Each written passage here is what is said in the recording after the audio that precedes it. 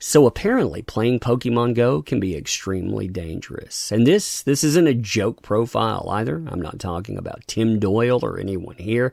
It's tragic news, and it's brought to you by Albuquerque, New Mexico. So hey there. So today I want to return to that not so wonderful headline news coming out of Bounding into Comics. This is a headline talking about a woman who was shot and killed after witnessing an armed robbery while playing Pokemon Go. And it's one of those things that you really can't prep for. See, I've laughed at people when they've gone out and, say, fell out of their car while playing. I've seen people walk out in traffic while playing or, fall into, say, a fountain, run into other folks, things that you can be cognizant about and can actually prepare for.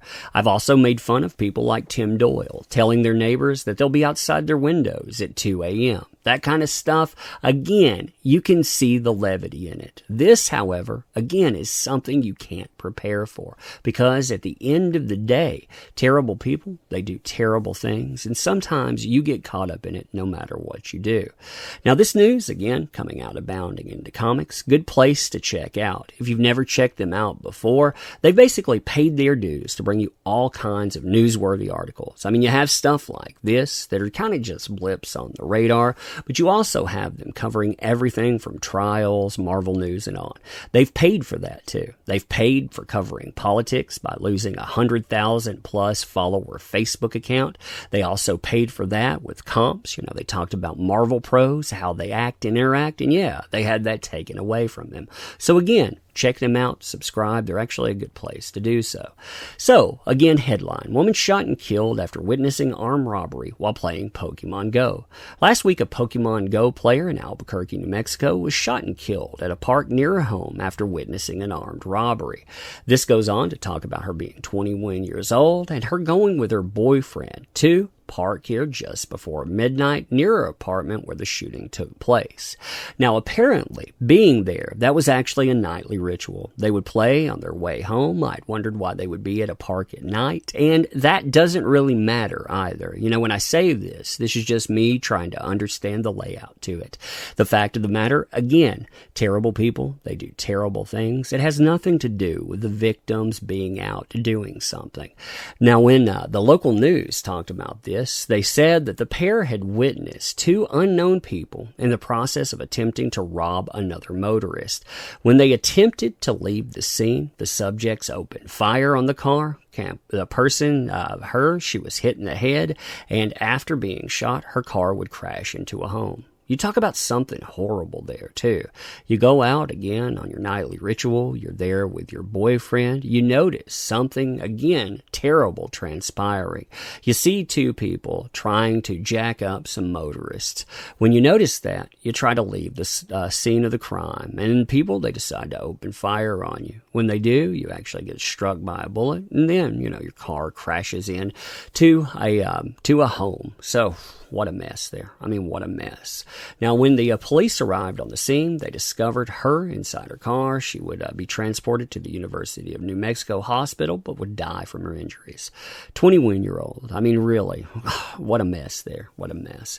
A neighbor who lived a few doors down provided police with surveillance footage, which showed what they believed to be the girl's car moments before it crashed. The neighbor told the news, "We saw the cameras of the car driving through the park right in front of the house. Even in a nice, quiet family neighborhood like this, there will be dangers and violence happening all the time.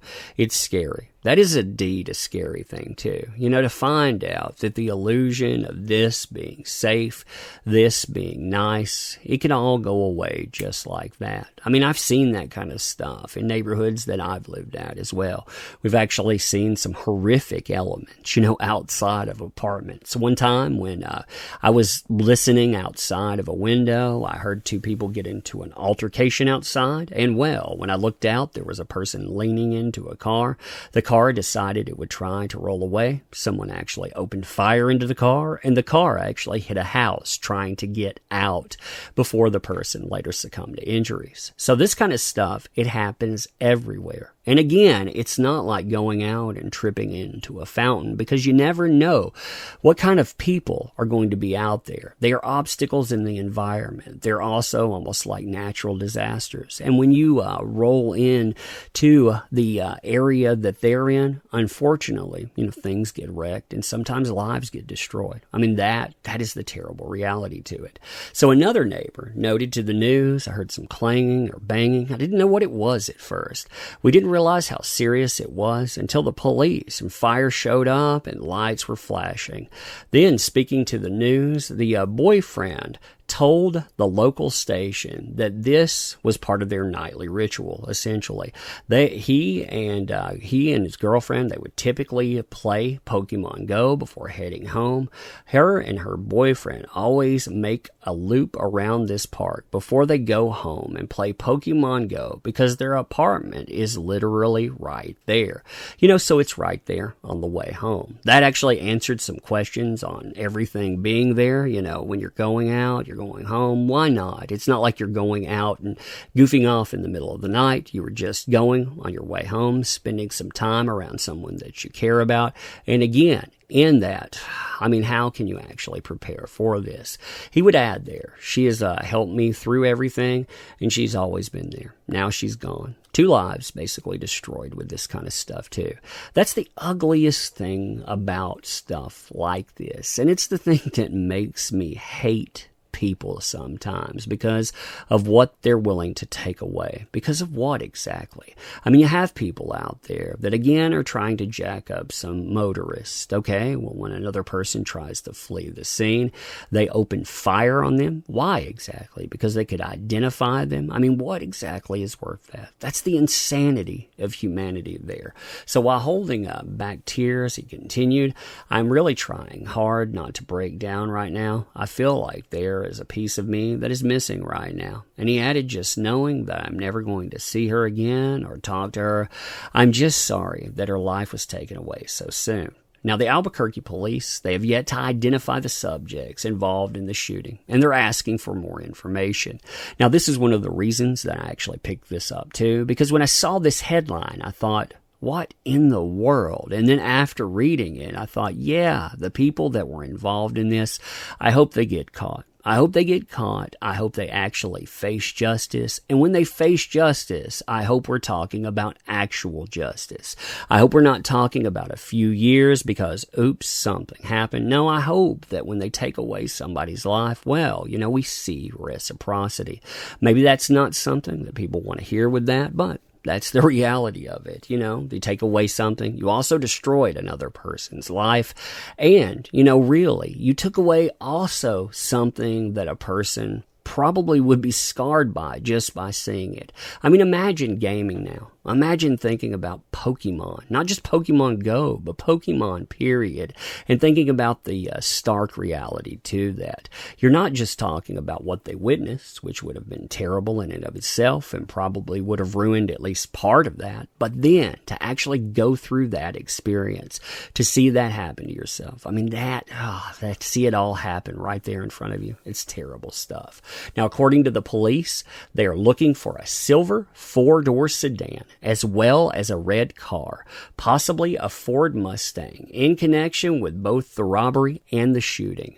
Now, the Bell detailed that Campos wanted to become a dentist. The family requested privacy, so of course don't be contacting the family with this. Hopefully everybody understands that. Anyhow, you wouldn't want to contact any of these folks. But this description here, I think that this is important for anybody that's from Albuquerque. So again, looking at that, you have the number here. The police, they're looking for a silver 4-door sedan as well as a red car, possibly a Ford Mustang, in connection with both the robbery and the shooting. And when you're talking about the park and everything here, you're talking here again, I would probably mess up the discussion of the park, but here's the name of the park as well. So you got that, you have area and everything. Again, if you know people in those areas, maybe you could help spread that around. And again, maybe you can actually at least get someone justice after the fact. Anyway, I thought that this was interesting to cover. I thought it was interesting to cover because of, again, the reminder that no matter what we do, sometimes terrible things are around us. Be cognizant of your environment too, and think about the worst case scenarios sometimes. I mean, when you're looking at an environment and thinking about what can happen in it, again, be aware that it may just happen in it. And also, of course, because I hope, and I sincerely hope here, that these people, they actually get caught. But anyhow, leave your comments on this stuff. Thank you.